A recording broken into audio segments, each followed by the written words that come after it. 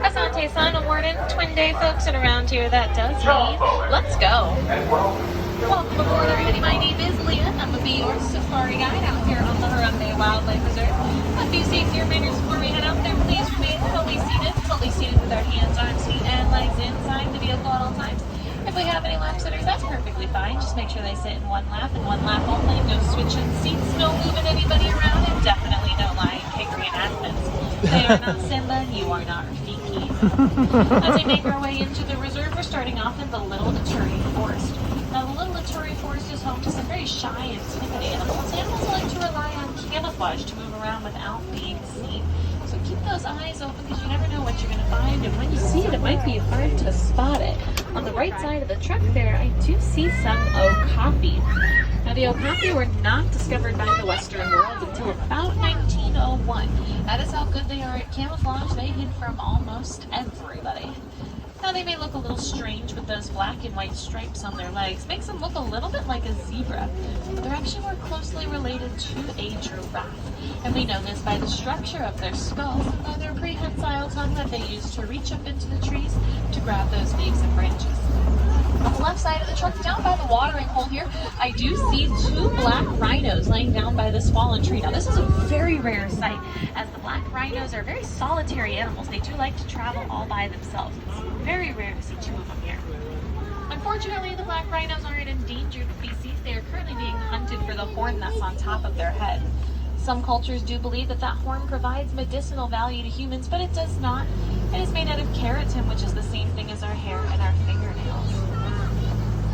They're also a rather small species of rhino. They only get to be about 3,000 pounds, but they can charge at speeds of up to 35 miles an hour.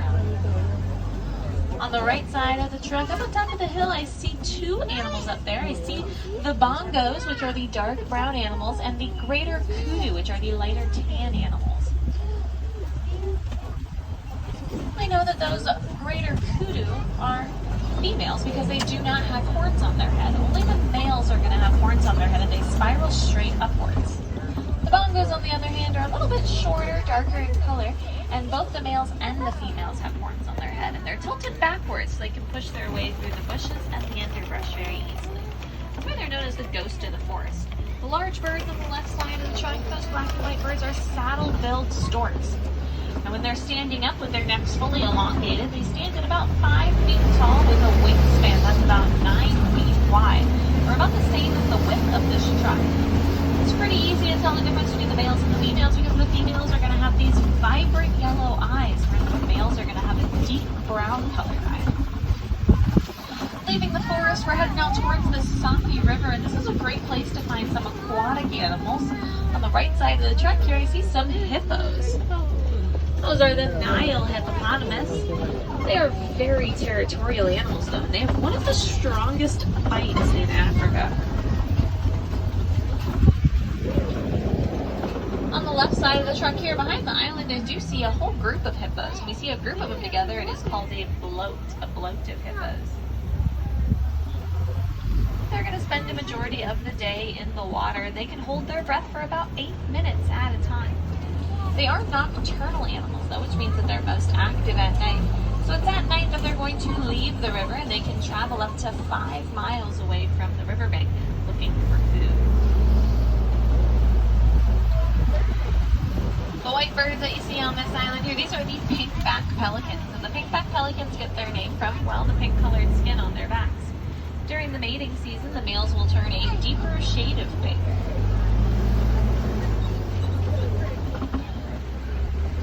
Now, these birds will mate for life, and when selecting a mate, the females will parade around with a big and sturdy stick.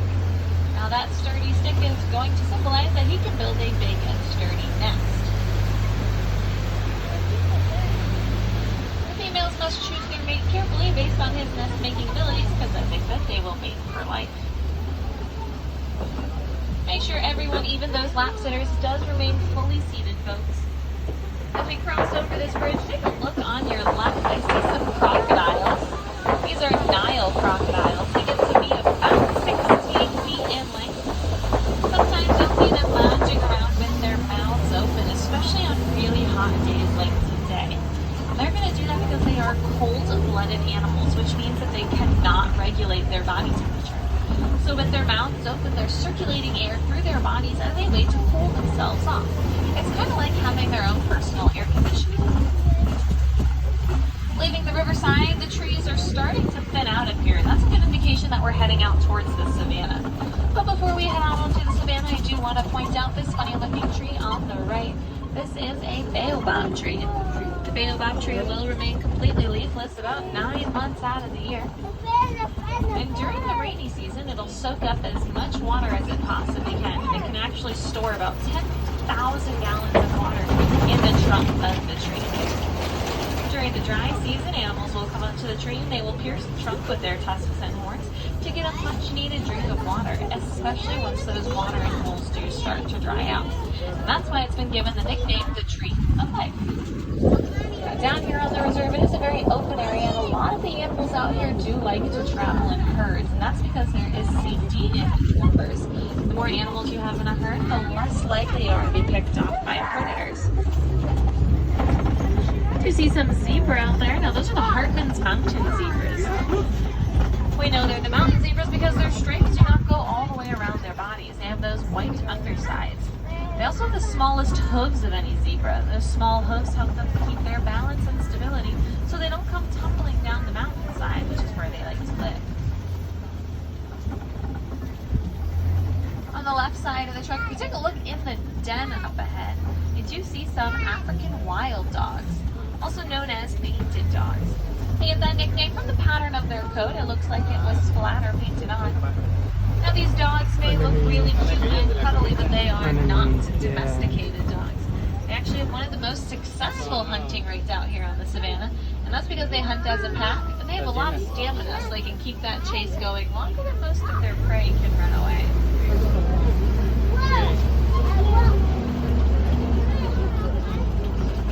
Also on the left are some sable antelope, and you'll find the sable antelope on the emblem for the Harambe Wildlife Reserve.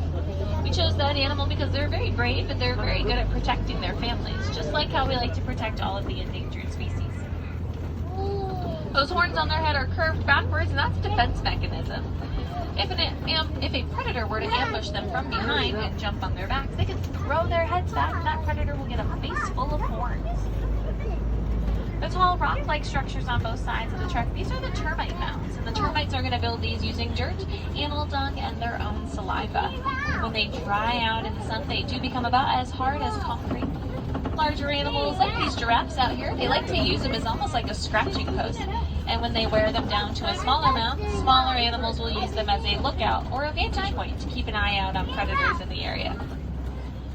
On both sides of the truck are some giraffes, which are the tallest land animal in the world. These are Maasai giraffes, which are the tallest species of giraffe. They get to be about 18 to 20 feet tall. We know that they are the Maasai giraffes based on that pattern on their coat. Those dark spots have very rigid edges, almost like puzzle pieces that don't quite fit together. They're going to spend a majority of the day eating. They spend about 20 hours every day eating. They're going to use their 18-inch prehensile tongue to reach up into the trees to grab those leaves and branches. Here's a better view of that zebra here on the right side of the truck.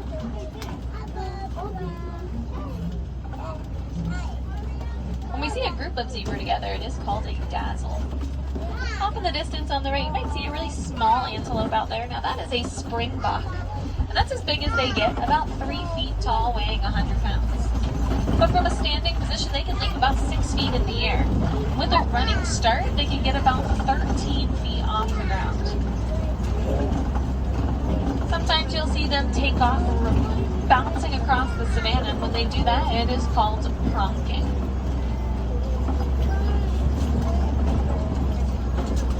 Also on the right side of the truck, off in the distance on top of this hill, I do see some white bearded wildebeest.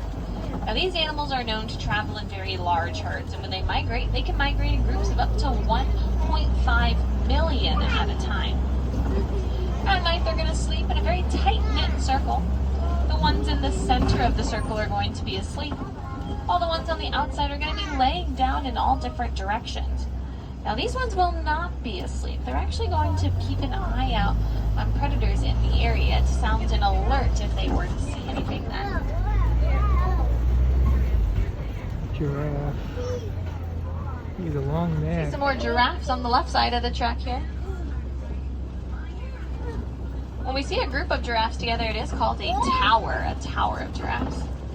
And on the right side of the truck, if you take a look out by those palm trees, I see an Ankole cattle, also known as the Watusi cattle, nicknamed after the Watusi tribe that first domesticated them.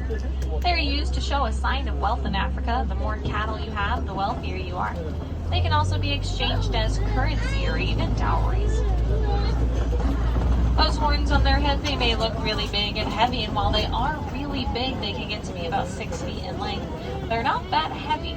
That's because they're basically hollow on the inside with only a honeycomb-like structure running through them. If you take a look through the tall grass on the right, you might be able to see an African elephant. They're the largest land animal. Now I only see the one elephant here. Let's see if we can see another one around the corner.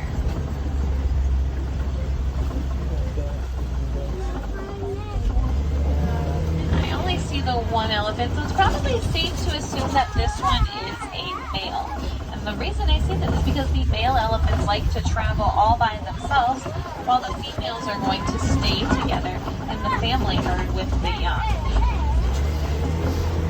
Now that family herd is going to make up a matriarchy, and that means that the leader of the herd is going to be the eldest female.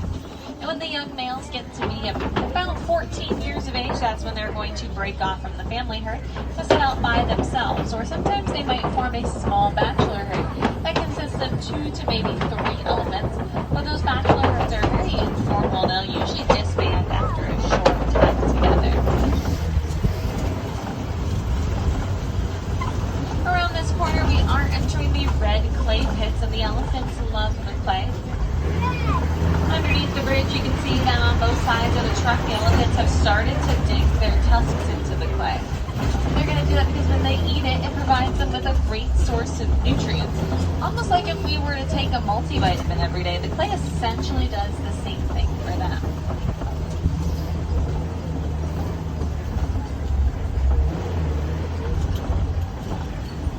Here on the left side of the truck, off in the distance, I do see part of that family herd. We'll see if we can get a better view of them. But one thing we have learned about elephants through research with the Disney Conservation Fund is that elephants are afraid of bees. And we know this because every time they hear the bees buzzing, they'll turn around or stay away from the area completely. Using this information, we partnered with some farmers out in Africa that were having a bit of an elephant problem. The elephants were coming onto their farmlands and they were trampling their crops and eating them, and it just wasn't a safe environment for the elephants to be in. So we started the Elephants and the Bees project, and we helped the farmers to set up some natural beehive fences and gave them some basic skills on beekeeping. So now anytime the elephants would get close to the farmers' crops, the pounding of their feet would cause the bees to start buzzing. With the bees buzzing, the elephants would stay away from the crops, protecting the elephants, protecting the crops, but it also provided those farmers with a new source of income. They could now bottle and sell all of that honey that the bees were making. It became a win-win situation for everyone. And as we come around this corner, you might be able to see some of that family herd off in the distance on the left.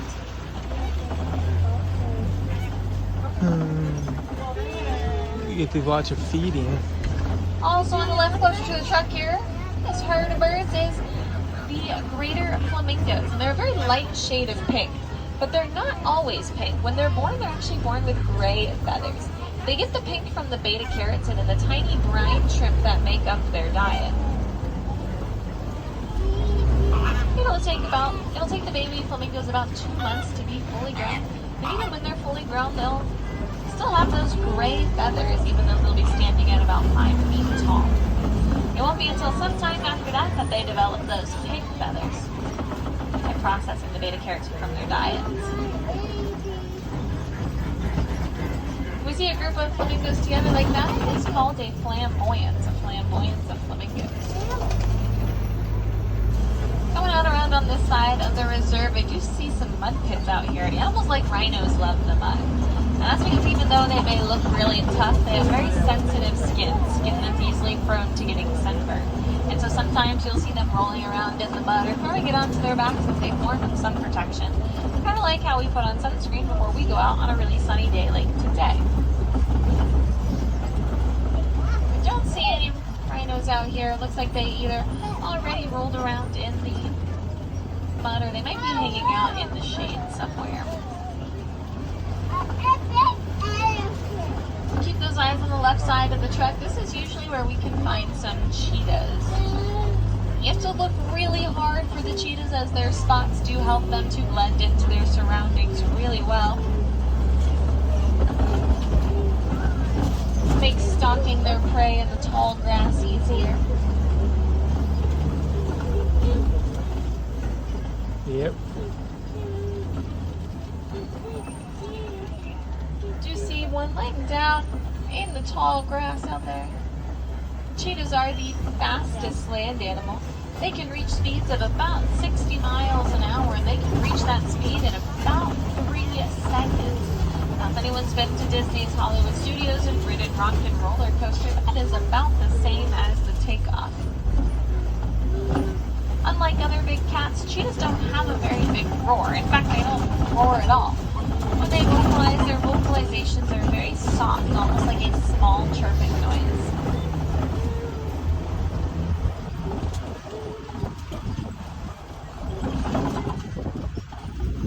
Now, in the clearing here, I do see an animal laying down in the distance.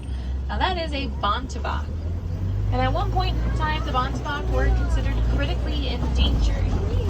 But with the help of some shepherds out in Africa, they took a herd of the bontebok out onto their land. And without the fear of poachers or predators, the bontebok thrived and they actually started to reproduce. Once their numbers had increased greatly, the shepherds released them back out into the wild. And with those new increased numbers, they were no longer considered critically endangered. It's a great example of how one small action can have a huge impact on an animal's lives. So having those bontebok on the shepherd's massive amounts of land didn't really impact their lives at all. So it was really a small action that they took. Now if we take a look on the left inside the burrow here, you might be able to see a warthog. Yep. The warthogs are the largest burrowing animal. They're going to dig their homes out of the ground like that. They back themselves in with their tusks facing out. And that's because they're very territorial. And so this way they're ready to come charging out at anything that gets close to their burrows. Here on the right side of the truck, here's another view of that bontebok laying down. And in the trees over there, you might see some ostriches. I see 3 ostriches out there. They are the largest, fastest, flightless birds. And it looks like here closer to the truck, they may have laid some eggs recently. Now we know that those are female ostriches based on their gray feathers. They have those gray feathers while the males are going to have black feathers. And they can run at speeds of about 35 miles an hour and they have very powerful legs. If an ostrich were to kick you, that kick could potentially be fatal. Being the largest birds, they lay the largest eggs. Each one of those ostrich eggs that we saw, they will contain the same amount as about 24 chicken eggs that you find at home. And if any one of us were to stand on top of an ostrich egg, it would not break. That outer shell is very strong and very durable and can withstand hundreds of pounds.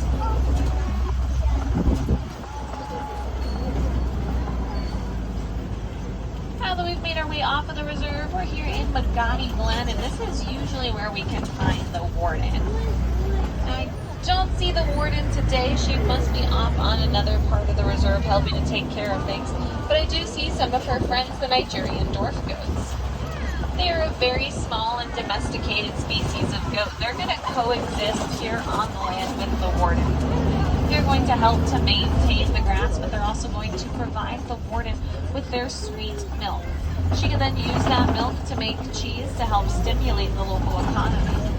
When we stimulate the local economy, that's going to help our community to rely less on the animals on the reserve. That means that the villagers won't feel the need to head out onto the reserve to hunt the rhinos for their horns or the elephants for the ivory in their tusks, and it'll help protect all of the endangered species out there. Now, if you enjoyed your safari today and you want to check out some more animals, I highly recommend the Gorilla Falls Exploration Trail. about a 15 to 20 minute self-guided walking tour, depending on how fast you walk and how long you want to look at the animals. Out there, you might be able to find some of the animals we saw on our safari today. You might be able to see some new animals as well, such as the lowland gorilla. Now, if I have any of the Wilderness Explorers on board, you are riding the Simba 1. The Simba